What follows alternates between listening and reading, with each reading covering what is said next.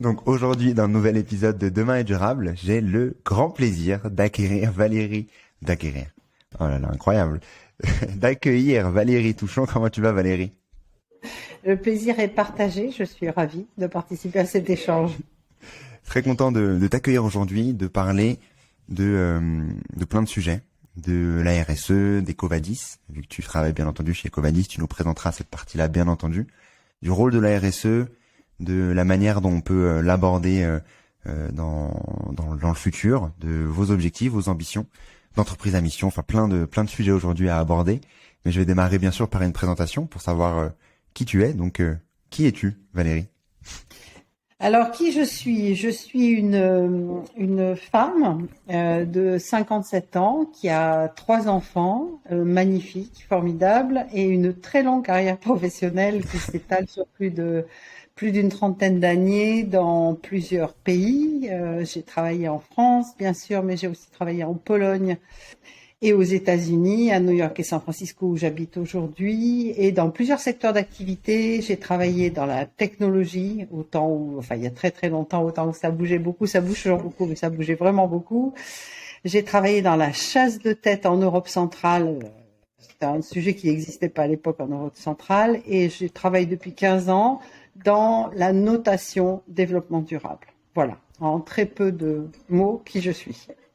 Bien résumé. Sur la notation, comment tu passes comment t'arrives chez Ecovadis? À quel moment t'arrives chez Ecovadis? Qu'est-ce que c'est Ecovadis déjà? Parce que tout le monde ne connaît pas aussi cette belle entreprise. Comment est-ce que tu arrives chez Ecovadis? Qu'est-ce que c'est? Et raconte-moi un peu cette histoire-là. Alors, Ecovadis est une entreprise qui fait de la notation développement durable des entreprises. Donc, on est une agence de notation. La spécificité par rapport à d'autres agences de notation comme Vigeo, MSCI, Standard & Poor's, etc., c'est qu'on s'adresse aux directions achats des entreprises. C'est-à-dire, on fournit aux directions achats des entreprises des fiches d'évaluation de leurs fournisseurs qui contiennent des informations quantitatives, des notes, mais aussi des informations qualitatives sur les points forts et les points d'amélioration de ces entreprises par rapport à des critères développement durable. Donc, d'où notre objectif, c'est de donner aux directions achats et aux acheteurs des outils très concrets, très pragmatiques pour comprendre assez vite le niveau de performance et les comportements et les pratiques de leurs fournisseurs pour qu'après ils puissent prendre des décisions avec. Par exemple, décider de ne pas travailler avec des fournisseurs qui se comportent très très mal, ou Ok. décider de travailler plus et de donner plus de business avec des fournisseurs qui travaillent, enfin qui ont des pratiques développement durable qui sont particulièrement vertueuses. Donc ça, c'est Ecovadis. Comment on rencontre Ecovadis? Bon, ben ça, c'est la vie, hein. J'ai travaillé dans le passé avec un des deux fondateurs d'Ecovadis, Frédéric Trinel. Et donc, quand il a monté cette boîte, cette nouvelle entreprise, sur un sujet qui était absolument passionnant, bien que relativement silencieux à l'époque, il a eu la gentillesse de me proposer d'y participer. Et j'ai rejoint l'entreprise quand on était peut-être, je sais pas, 4 ou 5 employés. Donc, j'étais là depuis le début. C'est une formidable aventure qui n'a pas été sans beaucoup de travail, mais aussi beaucoup d'amusement. On a vraiment bien ri. On a aussi beaucoup travaillé et puis essuyé quelques échecs cuisants. Et puis maintenant, ça se passe plutôt bien. Donc on est super contents. Sur cette partie notation, donc on va revenir bien sûr sur toutes ces parties-là, la manière dont vous notez, quels sont les critères, etc. aussi que vous mettez en place. Sur au tout début, donc en quelle année a été créé Ecovadis? En 2007, donc il y a Ok, exactement 15 ans. ok. Donc il y a 15 ans, en 2007. Comment ça se passait, cette partie notation? Alors la partie notation existait déjà, je pense, pour les entreprises cotées en bourse. Il y avait déjà des sociétés de notation qui s'occupaient de faire de la notation à destination de la communauté financière, donc pour éclairer entre guillemets les investisseurs, les actionnaires sur quelles étaient les pratiques développement durable des entreprises cotées. Par contre, ce qui n'existait pas du tout, ce qu'on a inventé, c'est cette idée d'aller donner à l'intérieur de l'entreprise, aux directions achats, des informations sur qui sont les entreprises auprès desquelles ils s'approvisionnent en termes de comportement, pratique, développement durable. Alors pourquoi cette idée qui a l'air un petit peu bizarre a priori, parce que en fait, on s'est rendu compte les fondateurs se sont rendus compte que les grandes entreprises commençaient à en prendre en compte ces sujets de développement durable et commençaient à faire attention à leur propre impact. Par contre, quand il s'agissait des impacts indirects, c'est par exemple des impacts dans la base de fournisseurs, ils étaient totalement aveugles. Et en moyenne, des entreprises industrielles achètent entre 70% et 90% de leur chiffre d'affaires auprès d'entreprises qui sont externes, qui sont les fournisseurs. Et donc là, il y avait un énorme point d'interrogation et un énorme nuage gris autour auprès de qui on s'approvisionne. Est-ce que ces gens est-ce qu'ils traitent bien leurs employés? Est-ce qu'ils font attention de ne pas polluer les rivières, etc. Ou est-ce qu'ils font n'importe quoi? On n'en sait rien. Donc, on a répondu à ce besoin-là, qui était de donner de la transparence sur les pratiques développement durable des fournisseurs. Et c'est vrai que la transparence, c'est le début de la gestion. En fait, c'est le début du pilotage. S'il n'y a pas de transparence, on peut rien piloter. On est aveugle. Au tout début, donc en 2007, donc vous apportez cette nouvelle solution au marché. Qu'est-ce que vous avez visé au début? C'est les entreprises directement, donc à savoir celles qui voulaient savoir vraiment ce qui se passait chez leurs fournisseurs, ou c'est vous qui leur avez indiqué, vous de votre côté, vous faites pas assez bien le travail, vous vous concentrez que sur vous, alors qu'en fait le plus gros c'est chez les autres. Comment ça s'est passé cette partie-là? Ça a été un processus d'itération successive. Il y avait un certain nombre de pionniers. Dans un changement, dans une transformation, il y a toujours plusieurs populations. Il y a un petit pourcentage de pionniers qui sont en avance et qui anticipent sur ce qui va se passer. Il y a un énorme ventre mou d'entreprises qui attendent un petit peu, et puis il y a un petit nombre d'entreprises qui sont les irréductibles, qui veulent pas trop changer, quoi. Donc on s'est adressé naturellement, nous, aux 10%, aux 15% d'entreprises pionnières. Il faut savoir qu'on a démarré à partir de la France. On est aujourd'hui une société totalement internationalisée, mais au début on a démarré en France, puis en Europe. Et il se trouve que sur ce sujet-là, qui est le sujet de la RSE, la France et l'Europe, mais la France en particulier, est toujours très en avance. Donc en fait, on a eu de la chance, si on veut, parce qu'on s'est adressé à un marché où il y avait déjà un certain nombre de pionniers qui se posaient la question de savoir, mais que se passe-t-il dans ma base de fournisseurs en termes de pratiques développement durable?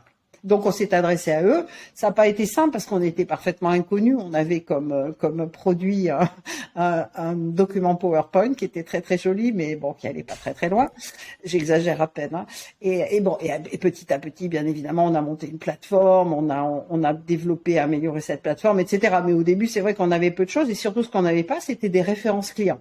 Donc il faut quand même remercier ici les quelques entreprises françaises qui nous ont fait confiance au tout début parce qu'elles ont vraiment pris des risques. Et quand tu parles d'entreprises pionnières, quelles sont ces entreprises, sans donner de nom, etc., mais elles ressemblent à quoi? Pourquoi elles ont passé le pas plus vite? Je peux donner des noms. On a travaillé nos trois premiers clients en France, c'était le groupe AXA, Bouygues Télécom et la SNCF et l'ancêtre de Solvay qui s'appelait à l'époque Ron Poulenc, je pense. Donc ces entreprises-là, pourquoi elles nous ont fait confiance? Après, c'est une question de personnes. Hein. Je pense que dans les postes de direction achat, il y avait des individus qui étaient sensibles au sujet et qui avaient le courage aussi de le pousser dans leur organisation, parce que c'est pas simple. Hein, quand vous êtes directeur des achats, on vous demande pas on ne vous demandait pas. Maintenant, je pense que ça a changé. On ne vous demandait pas de faire du développement durable. On vous demandait d'acheter au meilleur prix et en fonction, avec un niveau de qualité un bon niveau de qualité, des performances techniques, etc. On vous demandait pas de regarder si les fournisseurs traitaient bien leurs employés ou etc. Donc il fallait quand même avoir un certain courage et une certaine vision pour décider de s'attaquer à ces sujets. Donc vous avez vendu à ces entreprises pionnières via, quand tu disais, le département achat. On en parlera aussi pour comprendre les notations, comment est-ce que vous faites les notations, etc. Je sais que vous vous basez sur pas mal de technologies, notamment un mix des deux, mais on en reparlera par la suite parce que c'est intéressant de comprendre à quel point vous arrivez à mixer ces deux parties-là pour aider une plus grosse masse maintenant. Sur ces départements achats, dès qu'elles ont ces notes de leur côté, les notes des fournisseurs, les notes au plus global, qu'est-ce qu'elles en font? On espère qu'elles en font quelque chose déjà. Non. Plus sérieusement, ce qu'on espère qu'elles en font, c'est qu'elles engagent un dialogue avec leurs fournisseurs pour leur dire, ça dépend, pour leur dire, ça c'est super, on est vraiment content parce que pour nous, le contrôle des émissions CO2 et la réduction des émissions CO2, c'est super important et on voit que vous faites plein de choses dans ce sens-là. Ou au contraire pour leur dire, vous savez, là quand même, non, on a besoin, enfin, on se sentirait tellement plus rassuré si vous obteniez telle certification environnementale parce qu'aujourd'hui, ça garantit un certain niveau de qualité de pratique en matière de RSE qui sont super importantes pour nous. Donc voilà, c'est premièrement engager une conversation avec les fournisseurs et ensuite, si possible, intégrer, nous on pousse beaucoup pour ça, bien sûr, intégrer la note, les éléments quantitatifs et qualitatifs dans la prise de décision.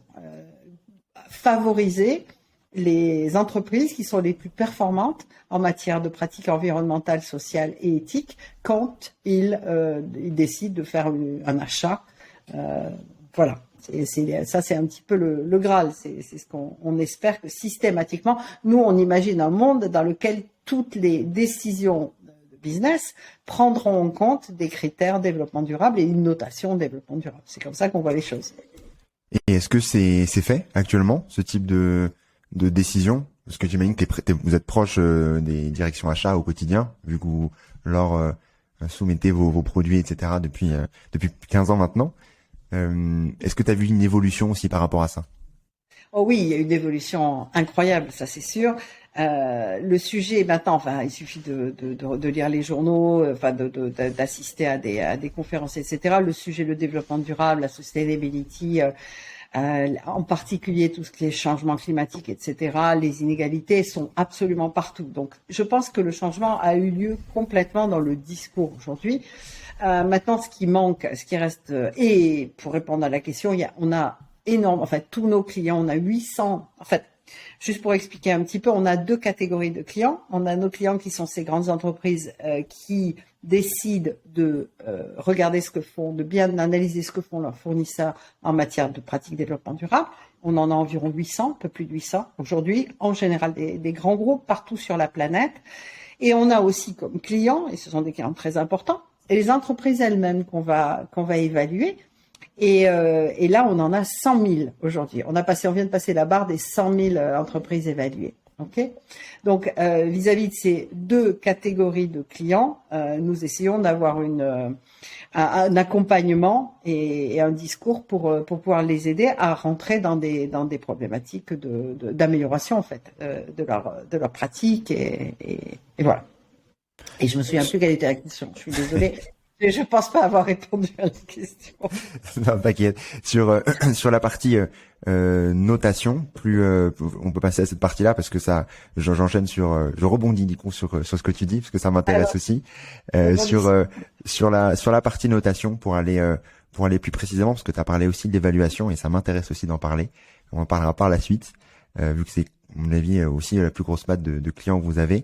Sur la partie notation, la partie achat, plus concrètement. Comment est-ce que vous faites pour savoir si les fournisseurs sont bien, pas bien, de manière, j'imagine, plutôt rapide, vu que ça reste une plateforme maintenant, pour aider les process achats et les acheteurs, les directeurs achats, les directions achats à prendre les bonnes décisions?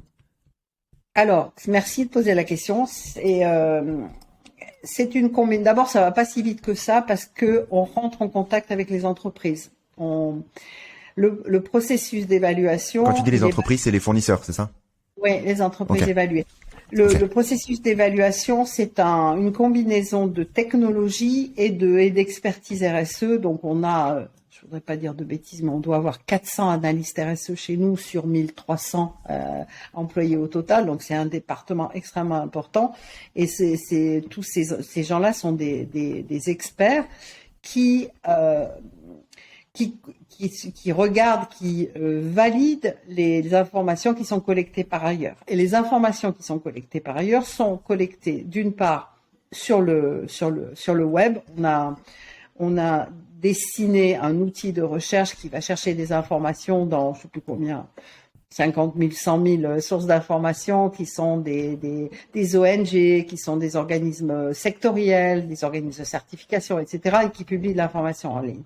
Ça, c'est la première chose. On va aussi interroger les entreprises elles-mêmes à travers un questionnaire. On va leur poser des questions qui sont adaptées à ce qu'ils font. Donc, et quand je dis ce qu'ils font, j'entends leur secteur d'activité, leur taille et les pays dans lesquels ils sont actifs. On essaie de pas poser des questions sur les processus de production à un cabinet d'avocats parce qu'il va nous regarder en disant je comprends pas ce que vous voulez dire. Donc, on détermine à l'avance en fonction des critères secteur d'activité, pays et d'implantation et taille de l'entreprise, on définit un questionnaire qui est spécifique et vraiment adapté à l'entreprise. Voilà. Donc ça, c'est la deuxième manière d'aller chercher de l'information. Et la troisième chose qui est très importante, c'est qu'on demande à ces entreprises de nous fournir des pièces justificatives. C'est pas parce qu'ils nous disent non, moi je suis super sur l'environnement, vraiment je suis top. Alors, je suis au top. On va pas se contenter de ça. On va dire ok, vous êtes au top, c'est super, c'est vraiment bien. Bon, est-ce que vous avez une certification ISO 14001 par exemple? Est-ce que vous avez etc. Et on recueille ces documents toujours sur la plateforme. C'est là qu'il y a la technologie. Et les analystes vérifient. Donc, il y a systématiquement sur chaque fiche d'évaluation qui est publiée, il y a 2 à 3 personnes qui passent pour vérifier que tout ça est bien cohérent. Et on a un outil aussi qu'on appelle un outil de 360 degrés qui vérifie qu'il y a une espèce de reality check, c'est-à-dire que cette entreprise a des systèmes de management développement durable RSE, donc formidable, super solide, super abouti, super mature, mais il s'avère que en faisant une recherche auprès d'un certain nombre d'ONG, on s'est rendu compte qu'il y avait eu des scandales, que le patron de l'usine de tel pays était parti 2 fois avec le salaire des employés. Donc ça veut dire que les systèmes de management, ils ont beau être apparemment bons, ça veut dire qu'ils marchent pas. Donc voilà. Ok, donc en fait, vous analysez tout ça grâce à la technologie plus du coup les analystes en interne, et ensuite Oui. vous retirez ça du coup donne une notation pour ces entreprises. Comment est-ce qu'elles sont classées? C'est quoi? C'est 0 à 100, et ensuite comment est-ce que les process achats, comment dire? C'est 0 à 100, du coup c'est basé sur une note, mais ensuite j'imagine qu'il y a des sous-critères qui sont plus importants que d'autres. Comment est-ce que vous allez sous-peser ces parties-là? Alors, c'est une bonne question. L'analyse est basée sur 21 critères qui sont rangés en 4 thèmes. Il y a un thème environnemental, un thème social, un thème éthique du travail et un thème achat responsable. C'est-à-dire qu'est-ce que font les entreprises pour protéger leurs propres achats, faire en sorte que leurs propres fournisseurs soient performants en matière de pratiques RSE. Voilà. Okay. Et ces critères sont pondérés en fonction de l'activité de l'entreprise. Une fois de plus, on va pas surpondérer. Par exemple, si on évalue un cabinet d'avocats, je prends l'exemple parce que les cabinets d'avocats se demandent toujours pourquoi on les évalue. Si on évalue un cabinet d'avocats, on va pas regarder effectivement l'impact de manière on va pas pondérer de manière forte l'impact environnemental parce qu'ils en ont très peu. On va pas pondérer de manière forte l'impact social parce que si les gens travaillent 20 heures par jour, c'est leur choix, ils ne sont pas forcés. Par contre, on va regarder des sujets comme l'éthique, parce que un cabinet d'avocats, s'il y a des documents qui fuitent, qui sont des documents confidentiels, c'est très très grave pour leur activité, etc. Voilà, donc chaque fois, et à l'inverse, un atelier de textile, je sais pas où, en France, on va aller poser des questions sur les consommations CO2, les consommations d'eau, sur effectivement la manière dont les employés sont traités et ces sujets-là. Donc et de ce fait, chaque critère est pondéré de manière différente et tout à fait adapté à l'activité de l'entreprise, à sa taille et une fois de plus à ses pays d'activité pour donner une photo qui soit à peu près cohérente. Et il y a des informations quantitatives, donc toute cette note qui est effectivement de 1 à 100, qui est une note globale et une note sur chacun des thèmes dont j'ai parlé, l'environnement, le social, l'éthique et les achats responsables. Mais il y a aussi plein d'informations qualitatives qui sont à la limite encore plus intéressantes parce qu'elles permettent de rentrer dans une démarche d'amélioration continue. Donc, quand les directions achats ont les résultats des notations des différents fournisseurs, donc basés de 1 à 100 sur différents critères, etc. Déjà, est-ce que quand l'entreprise vient vous voir pour aller noter leurs fournisseurs, quand les directions achats viennent vous voir pour noter leurs fournisseurs, est-ce qu'elles ont le choix de choisir les pondérations des fournisseurs qui vont être du coup notés? Non, ils n'ont pas le choix. Non, parce qu'en fait, l'objectif, et c'est encore une bonne question, l'objectif, c'est de faciliter les choses pour les entreprises qui sont évaluées. Donc, si on change les pondérations à chaque client qui fait la demande, il n'y a plus d'universalité et de comparabilité de la notation. Donc non, la notation est indépendante des clients. Par contre, elle est totalement dépendante une fois de plus, de l'activité, de la taille et des pays d'intervention des entreprises. Et une fois qu'ils ont cette note-là, ils n'ont pas besoin de refaire une notation pour donner à d'autres clients. Ils peuvent partager gratuitement à l'infini. Ce qui est important en termes de gestion du changement, parce que il y a beaucoup d'entreprises qui ont l'impression de se faire un peu forcer la main. C'est pas EcoVadis qui demande, EcoVadis demande au nom de leurs clients et donc ils ont l'impression quand même qu'ils n'ont pas trop le choix. Et donc nous on fait tout ce qu'on peut pour leur faciliter la vie et puis pour délivrer de la valeur, pour qu'ils puissent réutiliser, pour que ce soit facile à comprendre, etc. Pour qu'ils aient envie de revenir, pour qu'ils aient envie de mettre en place des plans d'amélioration et de refaire l'évaluation. Voilà. Donc, les entreprises, les fournisseurs du coup, des entreprises qui travaillent avec vous sont notés. Oui. Du coup, selon des critères prédéfinis en fonction des secteurs, etc. Est-ce qu'il y a des manières, comment est-ce que vous accompagnez ces entreprises-là, ces fournisseurs, à s'améliorer dans leur quotidien? Du coup, vous leur partagez les résultats. Mais est-ce que vous les accompagnez aussi ou c'est compris dans le deal de base avec l'entreprise? Alors, on les accompagne jusqu'à un certain point. D'abord, il faut comprendre qu'on ne veut pas se mettre dans un conflit d'intérêts où on va être à la fois le médecin qui diagnostique la maladie et puis le pharmacien qui vend les médicaments. Ça, on veut pas. On veut pas faire de conseils pour aider les entreprises à s'améliorer. Par contre, ce qu'on veut faire, notre objectif, c'est vraiment l'amélioration. On en parlera tout à l'heure, mais on est une société à mission avec une raison d'être qui est de guider toutes les entreprises vers un monde durable. Donc, c'est vraiment l'amélioration. Et pour alimenter cette amélioration sans faire du conseil, on met à disposition des entreprises des formations, beaucoup d'informations et de formations sur comment faire un bilan carbone, comment obtenir comment avoir des systèmes de gestion environnementaux qui soient solides, etc., de la formation, de l'accompagnement aussi avec des équipes qui sont là en support pour aider les entreprises à remplir le questionnaire, etc., et à utiliser les outils, dont un outil de gestion des plans d'action corrective qui est sur la plateforme et qui leur permet de rentrer en dialogue avec leurs clients pour entrer dans cette démarche d'amélioration continue. Donc la réponse est oui et non. Oui, on pousse pour l'amélioration, bien sûr, mais jusqu'à un certain point parce qu'on veut pas on veut pas rentrer dans une problématique de conflit d'intérêts qui serait, en tant qu'entreprise de notation, il faut qu'on soit absolument exemplaire, sinon notre notation n'aura plus de valeur. C'est sûr. Quand vous allez ensuite noter ces fournisseurs, est-ce que c'est un one shot ou est-ce que c'est du coup répété à chaque fois? Comment ça se passe avec les clients avec lesquels vous signez?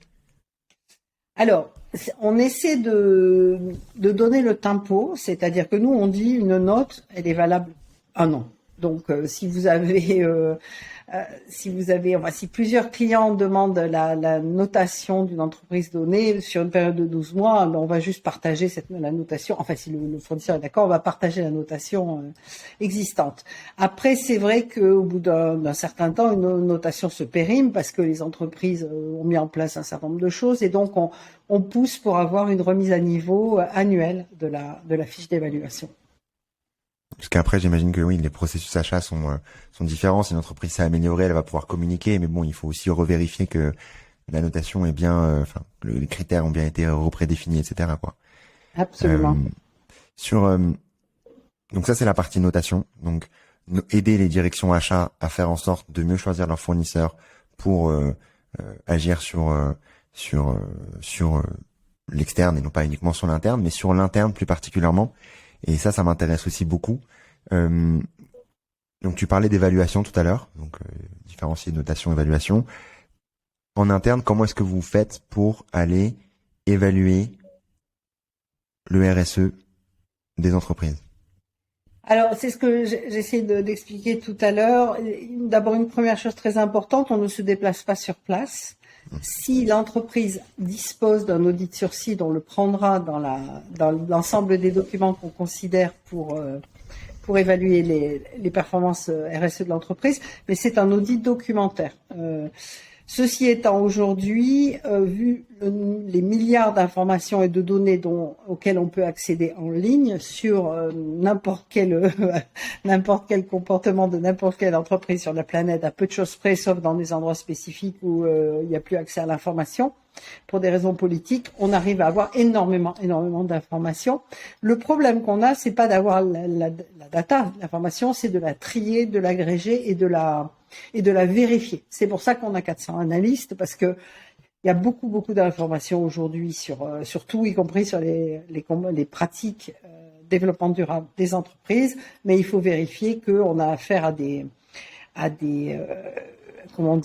c'est pas des bruits de fond, que c'est vraiment des vrais sujets. Donc, pour reprendre l'exemple de tout à l'heure, une entreprise où il s'avère que 2 ou 3 fois de suite, on va avoir l'information qu'il y a eu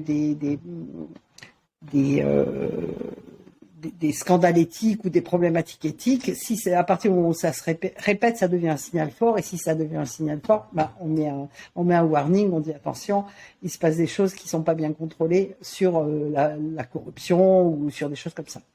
Voilà. Comment on fait pour éviter, là t'en parlais un peu de cette partie-là, mais comment éviter que les notes, les évaluations, excuse-moi, que vous mettez en place via ces entreprises deviennent pas uniquement un moyen de faire du greenwashing en masse sur l'externe? C'est encore une bonne question. Quand on a démarré, ces dotations n'avaient pas de valeur, et aujourd'hui, effectivement, on commence à avoir des entreprises qui se réfugient derrière la note en disant ah oui non mais ça va, moi j'ai une note Ecovadis donc tout va bien. Ou pareil au niveau des directions achats qui disent ah ben moi j'évalue mes fournisseurs avec Ecovadis ou avec quelqu'un d'autre, hein, donc tout va bien. J'ai pas de réponse à ça. C'est un sujet. On sait pas. On peut pas éviter le greenwashing. C'est la décision vraiment c'est vraiment la décision de l'entreprise, qu'elle soit l'entreprise évaluée ou l'entreprise qui fait évaluer, de décider quel est le type de communication qu'elle va donner au sujet. Est-ce que la communication va être une communication vertueuse qui soit vraiment transparente et axée sur les choses positives et aussi sur les améliorations, ou est-ce qu'elle va utiliser ça comme une espèce de certification et puis bon allez on n'en parle plus, c'est fait. On peut pas y faire grand-chose. Nous on essaie de protéger l'utilisation parce qu'on délivre ce qu'on appelle des médailles aux entreprises qui sont évaluées, donc on essaie un peu de protéger l'utilisation de ces médailles pour expliquer quelles en sont les limites, hein, parce que qu'est-ce que ça veut dire et qu'est-ce que ça veut pas dire ces médailles. Mais bon, le greenwashing, c'est quelque part une très très bonne nouvelle. Ça veut dire que c'est un sujet à la mode et que tout le monde a envie de communiquer dessus. Et à côté de ça, c'est aussi une bonne nouvelle parce que ça va pousser tout le monde, les sociétés de notation comme nous, mais aussi les entreprises à être sérieux et à se professionnaliser vraiment dans ce qu'ils font vis-à-vis du développement durable, justement pour pas rentrer dans des problématiques où ils racontent absolument n'importe quoi. Et quand pour me faire l'avocat du diable, hein, j'aime bien aussi faire ça de temps en temps, pour aller évaluer des entreprises ultra polluantes, entreprises pétrolières, ou enfin bref, qui dans leur ADN, on va dire, polluent parce que c'est leur industrie. Comment est-ce que vous faites pour donner une note sur, une évaluation fiable, disons, par rapport à leur industrie, par rapport à leur secteur, pour que ça ait vraiment du sens d'un point de vue environnemental, changement, etc., pour que ça incite aussi à modifier. C'est vraiment une super question parce que aujourd'hui notre évaluation, elle évalue le niveau de préparation des entreprises sur les sujets, par exemple, prenons environnementaux. Et aujourd'hui, elle prend en compte, mais jusqu'à un certain point, seulement l'activité de l'entreprise. Typiquement, une activité de pétrole, on va être plus, exigeant vis-à-vis un extracteur, enfin une entreprise pétrolière, on va être plus exigeant en termes de notation vis-à-vis de l'entreprise sur les sujets de CO2, etc., parce que c'est quand même le principal enjeu qu'ils ont. Ceci étant, aujourd'hui, notre évaluation ne prend pas en compte l'impact des produits et des opérations des entreprises, et c'est quelque chose auquel on réfléchit, en particulier dans le cadre de la taxonomie européenne qui a vocation à organiser les activités des entreprises selon qu'elles soient vertes ou pas vertes. Donc c'est un gros effort qui est fait au niveau européen pour trier tout ça et pour pouvoir attribuer un label vert ou pas vert aux entreprises en fonction de leurs différentes activités. Et nous travaillons sur une manière d'intégrer cette taxonomie à notre méthodologie parce que il est important que non seulement on s'intéresse au système de management, système de gestion des entreprises et tout ce qu'ils mettent en place pour ne pas polluer, par exemple, mais il faut aussi qu'on s'intéresse au fait que intrinsèquement ils ont une activité qui est pas très propre et que c'est important que ce soit pris en compte dans la manière dont on note. Donc il faut quand même savoir, enfin, et je pense que tu le sais, hein, c'est que c'est work in progress, comme on dit en anglais, tout ce qui a trait au développement durable. Il y a eu tellement de choses qui se sont passées en 15 ans et on continue à progresser tous les jours. Il y a de plus en plus d'attentes et d'exigences et de niveau de professionnalisme qui est attendu de la part de tous les acteurs de ce sujet et c'est très très bien. Donc on est nous aussi dans une progression permanente et une amélioration continue permanente. Sur les notations, vous mettez en place or, argent, bronze, j'imagine. C'est ce que tu disais avant. Je sais pas si silver ou pas silver, c'est argent en anglais, très bien. Donc or, argent, bronze. C'est mis à jour également tous les ans, comme les notations. Enfin, c'est souhaité de mettre à jour tous les ans. Comment ça se passe? C'est fonction en fait, c'est un tout petit peu plus compliqué que la note. C'est fonction de les médailles correspondent à un pourcentage d'entreprises dans un secteur d'activité donné. Donc, effectivement, pour être platine, il faut être je me souviens plus si c'est 1 ou 2% des entreprises les plus performantes. Et ça peut changer. Tu peux rester avec une super note ou même améliorer ta note, mais il y a des entreprises qui sont encore plus performantes et tu perds ta médaille. Tu passes de platine à or, ce qui est déjà pas mal. Mais oui, donc c'est comme cela que la médaille est effectivement revue tous les ans. Par rapport tu parlais de notation, d'évaluation. À quel point le législatif, tout ce qui se passe en Europe, on parlera aussi de l'étranger parce que c'est important aussi de comprendre ce qui se passe à l'étranger vu que vous travaillez aussi maintenant avec les États-Unis ou d'autres marchés. À quel point ça vous aide ou ça vous freine cette partie-là? Qu'est-ce qui vous freine? Qu'est-ce qui vous gêne? Qu'est-ce qui vous freine? Qu'est-ce qui vous freine et qu'est-ce qui vous aide plutôt dans les législations européennes, françaises, internationales?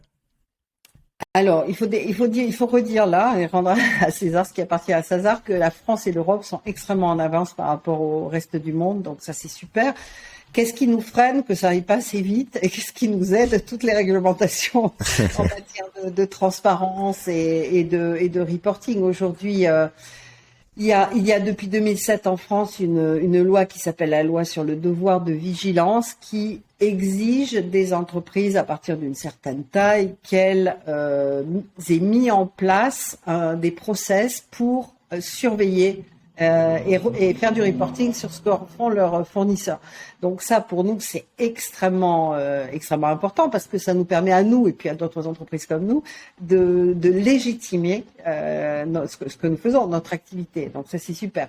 Il y a aussi beaucoup de travail qui est fait au niveau français et européen sur la transparence, sur le reporting et donc les obligations de reporting et donc la transparence, parce que la première étape est d'être transparent. À partir du moment où on prend conscience de ce qu'on fait et on le partage avec ses parties prenantes externes, on peut rentrer dans une dynamique d'amélioration continue.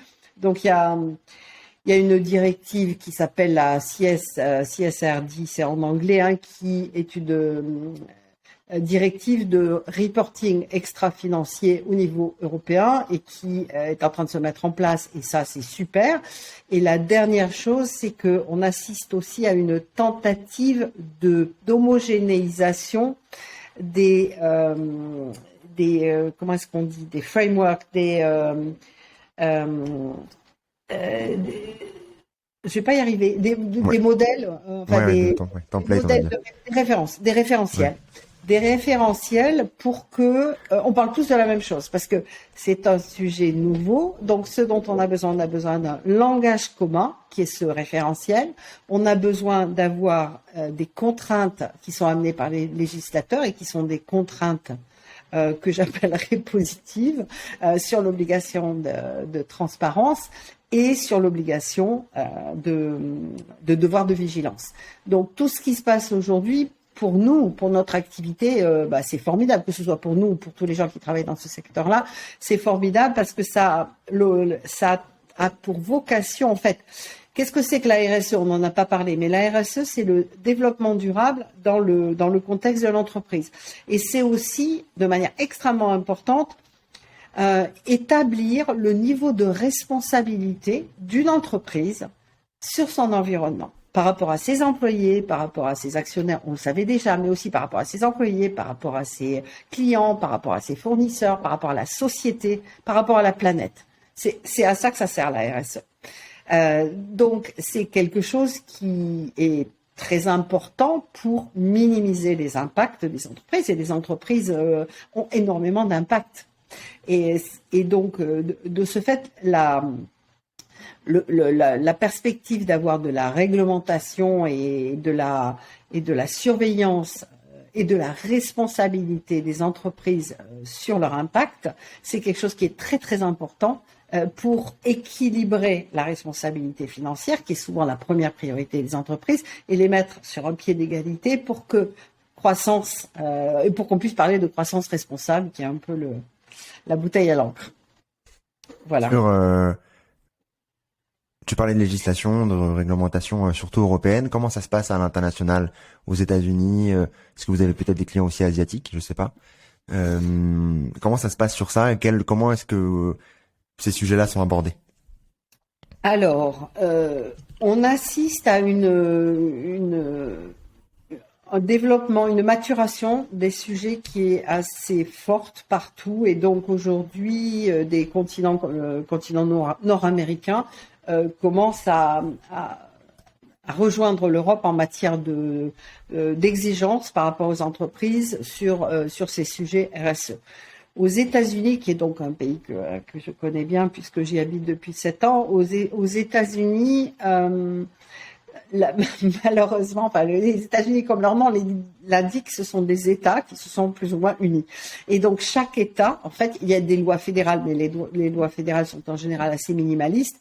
Et bien qu'il y en ait de plus en plus sur les problématiques environnementales, de diversité raciale, qui sont des sujets très très forts aux États-Unis. Et ensuite, il y a un deuxième niveau qui est le niveau de l'État. Donc, l'État lui-même va édicter des réglementations qui vont contraindre les entreprises qui sont présentes, qui font des affaires dans l'État en question.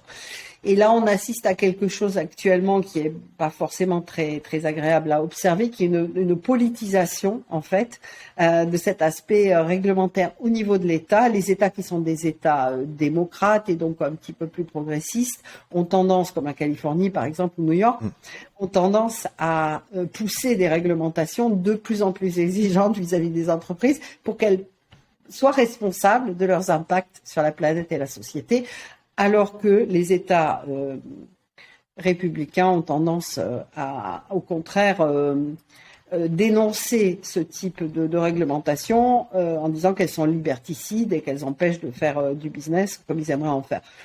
Je pense que c'est peut-être juste enfin j'espère, je suis très optimiste, j'espère que c'est juste un état de fait temporaire et que à la fin la planète va gagner parce que et la société vont gagner parce que c'est quand même le plus important. C'est vrai que c'est le plus important et comme tu dis, il faut être optimiste au quotidien comme vous l'avez été il y a 15 ans au moment où vous avez commencé l'entreprise, au moment où, comme tu dis, on n'en parlait pas beaucoup. On aurait dû en parler plus tôt, hein, ça aurait été mieux, mais on en parle maintenant, c'est mieux que rien.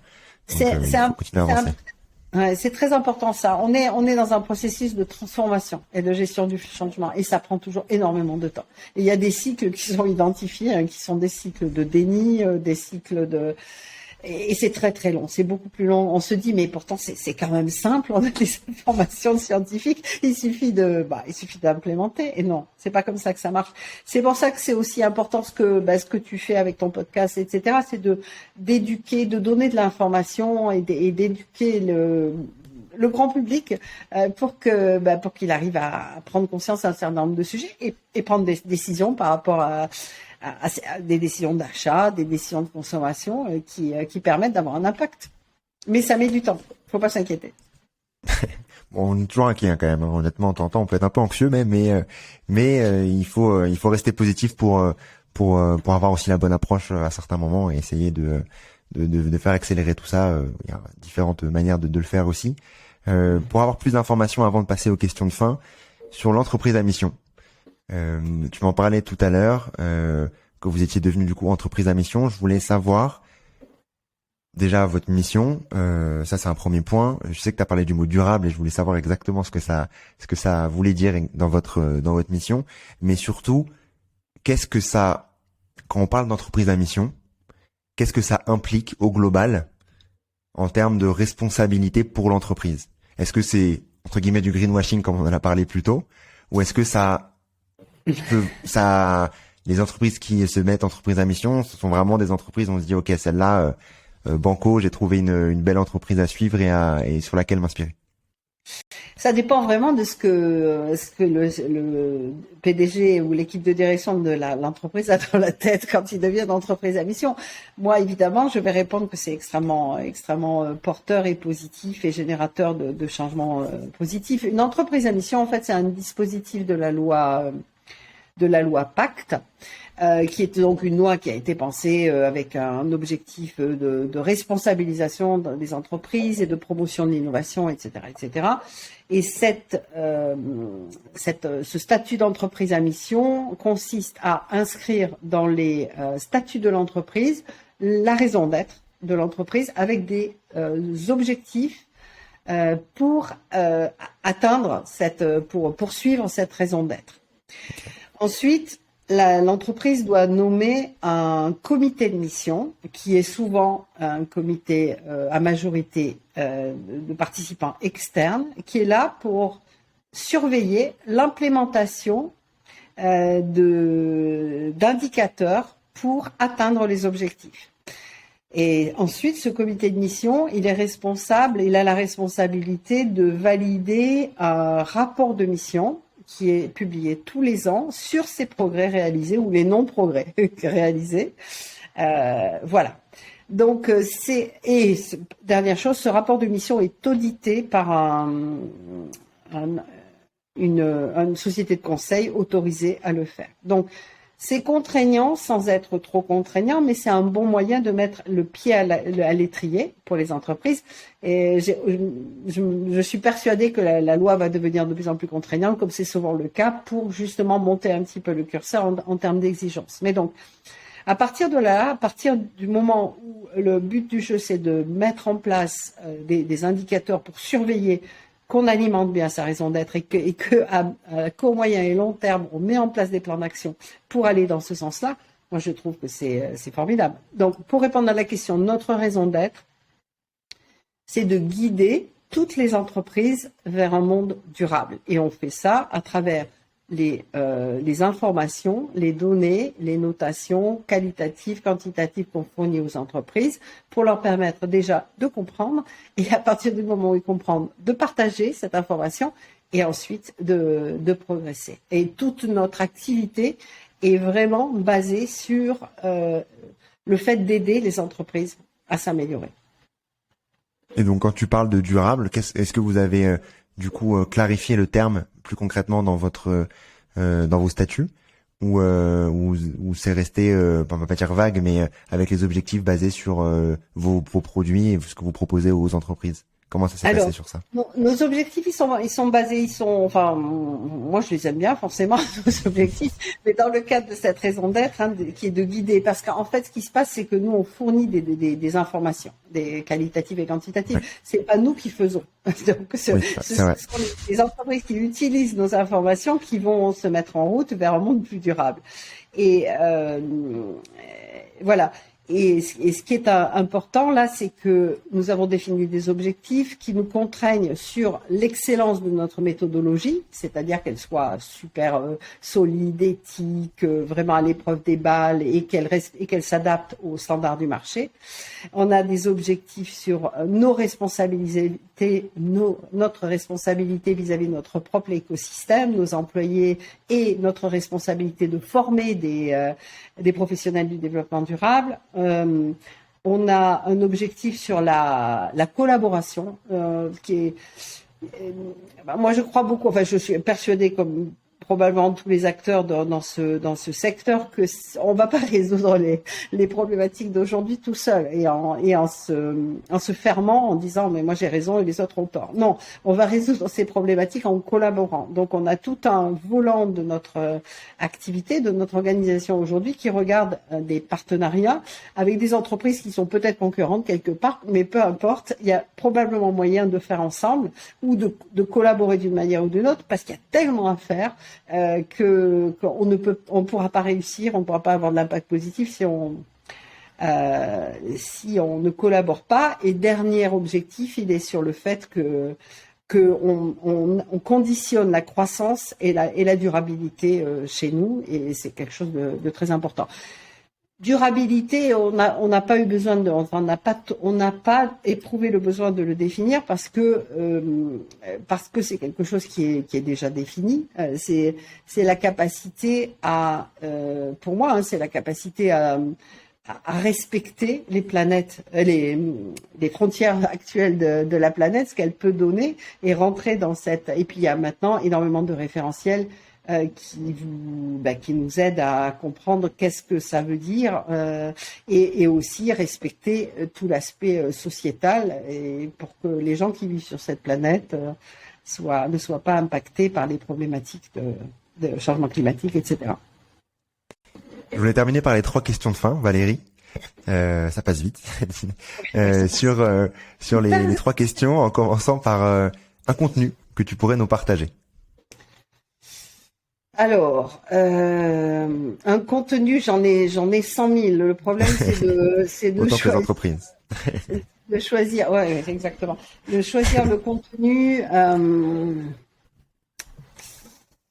Il y a beaucoup de choses. Il y a énormément j'aimerais citer deux choses. Peut-être quelque chose qui est pour nous, on est vraiment convaincus qu'on peut changer les choses de l'intérieur de l'entreprise. On peut changer le monde de demain en rentrant le développement durable au sein de l'entreprise et qui conditionne toutes les décisions de business. Donc il y a un livre qui est intéressant qui a été écrit par Paul Polman, qui était l'ancien PDG d'Unilever, avec un monsieur super qui s'appelle Andrew Winston, qui est un Américain qui est auteur et présentateur sur des sujets développement durable et qui s'appelle Net Positive. Et Paul Polman explique comment il a réussi à rentrer la durabilité au cœur de la machine d'Unilever, qui est un monstre tentaculaire, enfin une énorme entreprise, et comment il a réussi à faire de la croissance durable. Donc c'est extrêmement intéressant et ça peut servir pas forcément ça peut servir de guide à un certain nombre d'entrepreneurs qui aujourd'hui se posent la question de comment faire. Donc ça, c'est une chose. Et un deuxième contenu, je parlerai de conférences auxquelles mes équipes ont assisté. Il y a pas très longtemps, une conférence qui s'appelle l'Université d'été de l'économie de demain. Qui est sur le thème de la sobriété et qui regroupe des intervenants qui sont gouvernementaux, non gouvernementaux et des entrepreneurs et qui réfléchissent ensemble comment ils peuvent arriver à inventer un fonctionnement d'entreprise ou à faire évoluer le fonctionnement actuel pour limiter, pour avoir un impact positif sur la planète et la société, tout en gérant des entreprises qui fonctionnent. Est-ce que tu as une action pour agir dès demain dans le bon sens, Valérie? Moi, j'ai deux actions. J'arrive pas à répondre. À répondre directement à la question. Non, je pense qu'il y a une chose, c'est participer à une fresque du climat. C'est extrêmement ludique. C'est animé par des gens qui sont souvent bénévoles. C'est absolument super. Et ça explique en un après-midi ou une matinée, une demi-journée, ça permet de toucher du doigt les enjeux auxquels on est confronté en termes de changement climatique et l'interrelation de tous les sujets. Donc et tout en étant super ludique. Donc moi, j'adore la fresque du climat. Je recommande. On a formé quasiment tous nos managers aujourd'hui à la fresque du climat et ça se passe très très bien. Et puis non, je recommande à tout le monde d'aller s'engager sur des sujets qui lui sont proches et chers localement auprès des communautés locales. Il y a une association qui s'appelle Make Sense qui est formidable et qui base son action sur l'intelligence collective et la collaboration comme outil de changement. Et donc, je vous conseille à tous d'aller regarder ce qu'ils font parce qu'il y a forcément des actions dans votre écosystème et auxquelles vous pouvez participer. Et sinon, n'importe quoi pour contribuer. D'accord, je mettrai les liens en description. La fresque, un indispensable, et Make Sense aussi, un indispensable, un must-have d'avoir dans la liste. Et enfin, un ou une invitée que tu recommanderais dans le podcast. Alors, si on reste dans ce qu'on appelle le B2B, c'est-à-dire comment des gens courageux changent le monde de l'entreprise de l'intérieur, moi, il y a un monsieur que j'aime beaucoup et qui a été, je pense, un de nos premiers clients, c'est Fabrice Bonifay, qui est aujourd'hui le président du Collège des directeurs du développement durable, qui est aussi patron du développement durable du groupe Bouygues. Et qui est un monsieur extrêmement accessible, extrêmement humble et qui depuis très très très longtemps a pris son bâton de pèlerin pour faire changer les choses dans les entreprises. Donc moi c'est quelqu'un que j'inviterai. Voilà. Très bien, merci pour tes conseils, merci pour ces contenus, merci pour ton temps plus globalement. Où est-ce qu'on peut vous retrouver? Où est-ce qu'on peut nous retrouver en ligne avec plein de ressources disponibles sur notre site www.ecovadis.com. On publie beaucoup sur LinkedIn aussi, donc énormément de contenu. C'est ça. Enfin, on a un objectif d'éducation qui est très important et de partage d'informations. Donc il y a beaucoup de choses que vous pouvez trouver aussi sur LinkedIn. Parfait. Merci beaucoup Valérie pour ton temps et à très vite du coup. Merci beaucoup, c'est une très très belle initiative et je suis très très contente d'avoir pu y participer. Merci d'avoir répondu présente.